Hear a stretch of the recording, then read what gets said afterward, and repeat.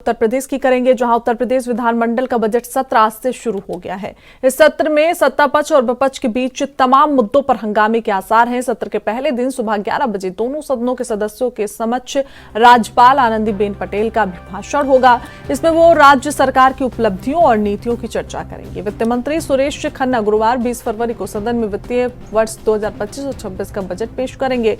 ये योगी सरकार का नवा बजट होगा। विधानसभा में मुख्य विपक्षी पार्टी सपा महाकुंभ, हादसे, जातीय जनगणना, मिल्कीपुर उपचुनाव, संभल हिंसा और कानून व्यवस्था के सवाल पर सरकार को घेरने की तैयारी में है। राज्यपाल के अभिभाषण के दौरान भी सपा सदस्य विरोध जताएंगे, जबकि सत्ता पक्ष भारतीय जनता पार्टी और उसके सहयोगी दलों के सदस्यों ने भी सपा के आरोपों का जवाब देने के लिए मुद्दे तलाश लिए हैं।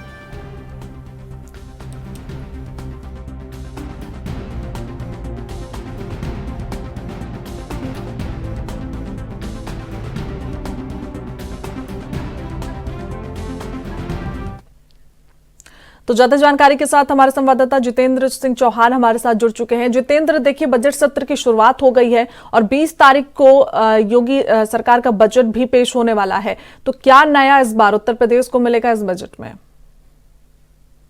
देखिए, बजट सत्र की शुरुआत हो जा रही है। उत्तर प्रदेश सरकार अपना 20 तारीख को 20 फरवरी को बजट पेश करेगी। माना जा रहा है कि बड़ा बजट हो सकता है। देश के विकास से लोगों को राहत पहुंचाने वाला विकास जो ये बजट है वो कहीं न कहीं होगा। और साफ ही कहा सकता है कि इस बार आश्रय विशेष ये है कि यूपी विधानसभा में इस बार नई पहल की गई, जिसमें क्षेत्रीय भाषाओं में विधायक बोल सकते हैं, ब्रज भाषा में बोल सकते हैं, अवधी में बोल सकते हैं, बुंदेलखंडी भाषा में बोल सकते हैं और भोजपुरी समेत जो अन्य भाषाएं हैं वो कहीं न कहीं विधायक अपने अभिभाषण के दौरान कहीं न कहीं प्रयोग कर सकते हैं। और साफ ही कहा सकता है कि हिंदी में अनुवाद उसका किया जाएगा। नई तकनीक के माध्यम से भाषाओं का अनुवाद करके कहीं न कहीं विधानसभा अध्यक्ष तक पहुंचाया जाएगा और जो भी माननीय गण वहां बैठे होंगे, जो विधायक होंगे, उनकी वहां तक पहुंचाया जाएगा। और साफ तौर पर बजट सत्र की शुरुआत आज से होने जा रही है। 20 फरवरी को उत्तर प्रदेश सरकार अपना एक बड़ा बजट पेश करेगी और उससे पहले कहीं न कहीं समाजवादी पार्टी विपक्ष के तौर पर भारतीय जनता पार्टी यानी कह सकते हैं कि उत्तर प्रदेश की योगी सरकार को कई मुद्दों को लेकर आज घेरने का प्रयास करेगी। राज्यपाल के अभिभाषण के दौरान माना जा रहा है कि हंगामा हो सकता है, क्योंकि कल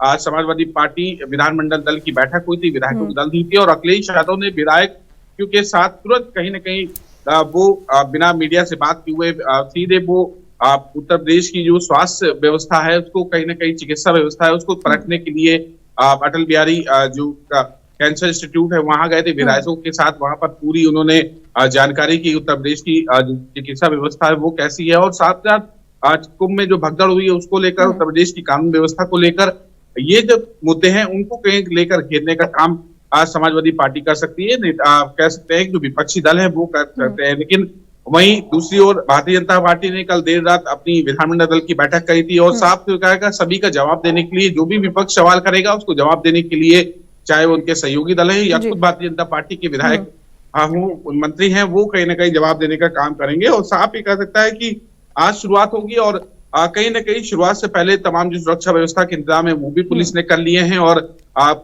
किसी प्रकार का हंगामा ना हो उसको देखते हुए पुलिस ने पूरी तरह से सख्ती कर रखी है।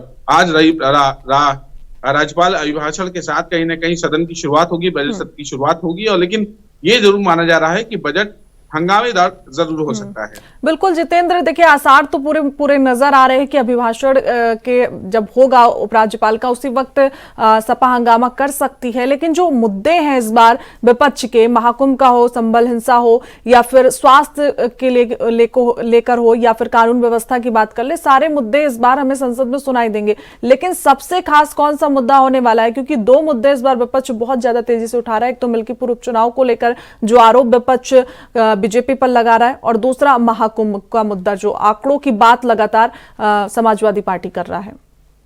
देखिए, अखिलेश यादव लगातार भारतीय जनता पार्टी और योगी सरकार को घेरने का काम कर रहे हैं और मौनी अमावस्या के दिन जो महाकुंभ में भगदड़ हुई थी, दिल्ली में जो भगदड़ हुई, उस पर कहीं ना कहीं विपक्ष लगातार हावी है और कहीं ना कहीं जो महाकुंभ मौनी अमावस्या के दिन जिन लोगों की मृत्यु हुई उस भगदड़ के दौरान उस पर सरकार से आंकड़े को लेकर कहीं ना कहीं प्रश्न किया जा सकता है, हंगामा किया जा सकता है। साथ ही साथ चाहे मिल्कीपुर उपचुनाव हो, चाहे वो अलग अलग जो चुनाव हुए उस पर कहीं ना कहीं वो उत्तर प्रदेश की योगी सरकार को घेरने का काम कर रही है। कानून व्यवस्था को लेकर कहीं ना कहीं तमाम प्रश्न चिन्ह अखिलेश यादव उनकी समाजवादी पार्टी ने लगाने का काम किया है, तो पूरी तरह से ये कहा सकता है कि जो कह सकते हैं कि गर्म मुद्दा जो कह सकता है कि वो मौन अवस्था के जो भगदड़ हुआ था वो विपक्ष लेकर सवाल कर सकता है कि आखिरकार उत्तर प्रदेश सरकार ने आंकड़े क्यों छुपाए। आंकड़े से ज्यादा लोगों की मृत्यु, क्योंकि 40 लोगों को सरकार ने दिखाया कि 40 लोगों की भगदड़ में मृत्यु हुई, लेकिन वो विपक्ष इस बात को मानने को तैयार नहीं है। उन्होंने कहा कि जितने भी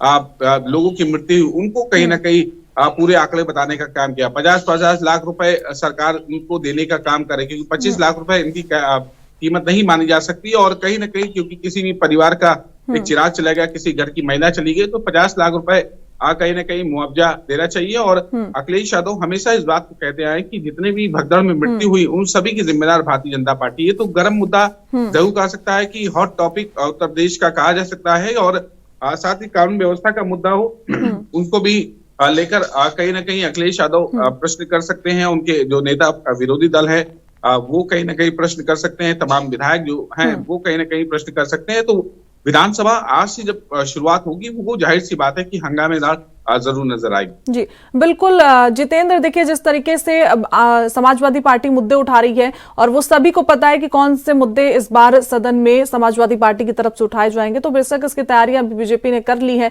जवाब देने की पूरी तैयारी कर ली। क्या लगता है कि जो आंकड़ों की जो मांग लगातार समाजवादी पार्टी कर रही है कि सही आंकड़ा बताया जाए और वजह स्पष्ट रूप से बताई जाए कि किस वजह से इतना बड़ा हादसा हुआ और प्रशासन क्या कर रहा था, इस पर जवाब बीजेपी संसद में दे सकती है? देखिए, आंकड़े हो चाहे वो वजह, कहीं ना कहीं हालांकि एसआईटी टीम बनाई गई थी, उसकी जांच की टीम बनाई गई थी और सरकार को रिपोर्ट भी पेश होती है, और जाहिर सी बात है कि आंकड़े और वजह वो कहीं ना कहीं भारतीय जनता पार्टी बता सकती है, क्योंकि कई मुद्दे हैं जिसको लेकर घेरने का प्रयास जाहिर सी बात है कि समाजवादी पार्टी और जो विपक्षी दल है वो कर सकते हैं, कांग्रेस कर सकती है, वो कहीं ना कहीं की जा सकती है। तो पूरी तरह से सत्ताधारी पार्टी भी पूरी तरह से तैयार है, उनके सहयोगी जो दल है वो भी अपने विभागों की और जो विपक्ष सवाल करेगा उसके जवाब दे सकती है। लेकिन सदन कितना शांतिपूर्वक से पूछा जाएगा, ये हंगामा होगा, क्योंकि राज्यपाल के अभिभाषण के दौरान हमेशा हंगामा देखने को मिला है। सड़कों पर विधायक विधानसभा पे साइकिल चलाकर आते हैं, वो अलग अलग तरीके से अपना विरोध जताने का काम करते हैं। विधानसभा के परिसर में चौधरी चरण सिंह की प्रतिमा है, उनके नीचे विरोध करने का काम करते हैं। तो पूरी तरह से ये कहा सकता है कि विपक्ष पूरी तरह से तैयार है, तो सत्ताधारी पार्टी भी उसका जवाब देने के लिए तैयार है। बिल्कुल जितेंद्र, तमाम जानकारी के साथ जुड़ने के लिए आपको बहुत बहुत शुक्रिया।